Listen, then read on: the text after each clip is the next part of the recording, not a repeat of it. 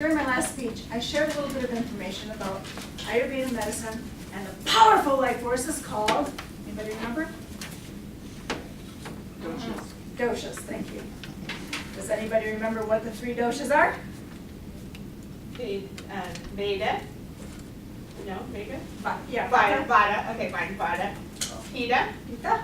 And then I never remember that third one. Kapha. Who said that? Good job. Kapha. We learned that these tridoshas contribute to our overall health and well-being. When they're out of balance, however, illness can start to brew inside. Ayurveda's approach to health is first and foremost prevention. Prevent and preserve health. I also spoke about the Ayurveda concept of the 6 stages of disease. Anything you want to venture a guess on those 6 stages? Didn't know you were getting quizzed today, did you? Accumulation, aggravation, dissemination, localization, manifestation, and chronicity or disruption. Ayurveda aims to detect disease in the earliest stage when it's easier to reverse the disease. In an article published in the National Institute of Health, however, Dr. Basish states that allopathic or Western medicine doesn't often detect disease until the last 2 stages when the illness has already manifested and disrupted some part of your body's system. He further explains that where an illness manifests is indicative of the dosha or doshas most out of balance. For example, Ayurveda practitioner and author Sebastian Pohl teaches us that Vata imbalances accumulate in the colon, the nervous system, and any empty space in the body. If you recall, Vata is comprised of ether and air, like spacey. Pitta imbalances show up in the digestive system, in the eyes, and on the skin. Pittas get red, hot, fiery tempers when they're out of balance.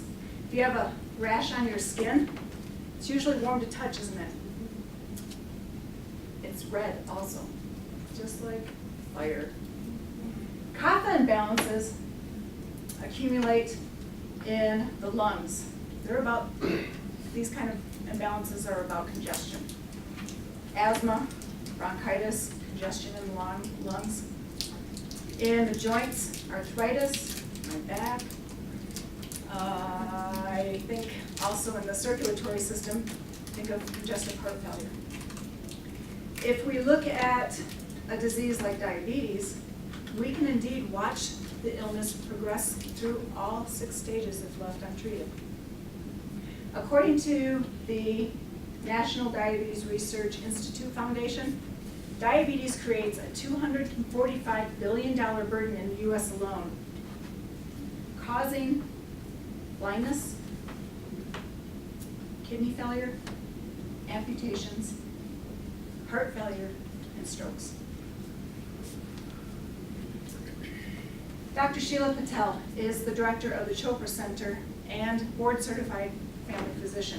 She shares that Ayurveda looks at type 2 diabetes as a manifestation in the kapha imbalance, which manifests in weight gain.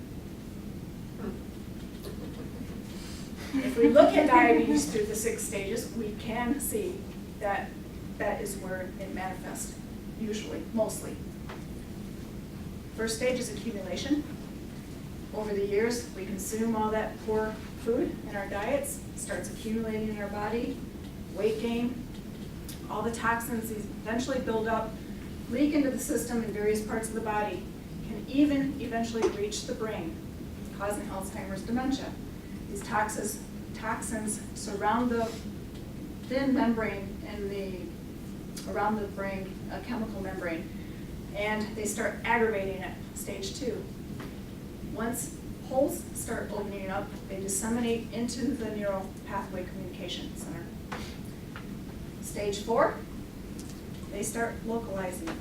They set up camp. Stage 5, these toxins start calling in more troops. They start manifesting. Stage 6, eventually all of these different groups and manifestations disrupt our cognitive functions. When is Alzheimer's dementia usually detected? When you're old. Actually, it has been detected in as early as 25. So age really, we start losing our memory, right? It's usually already manifested and disrupted our cognitive functions. I don't know about you, but I like the idea of prevention, so that if I can prevent Alzheimer's or any other disease, I'll do it in the beginning before it starts manifesting in my body. Now that you have kind of a better understanding of the 6 stages of disease, according to Ayurveda, through my diabetes analogy, you can apply that to any disease if you just look at the disease itself. I passed out a dosha assessment. If you didn't get it and you're interested in it, let me know.